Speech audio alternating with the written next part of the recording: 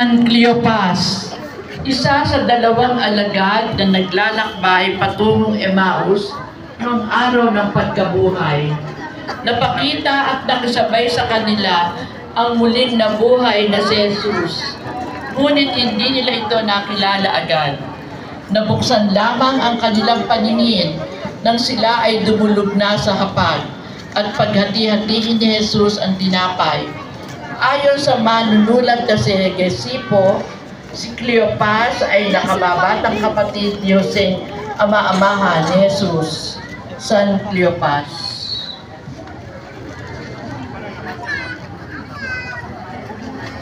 San Lazaro ng Betania, ang kapatid ni Marta at Maria na minamahal na kaibigan ni Jesus. Nagkasakit at namatay ang tao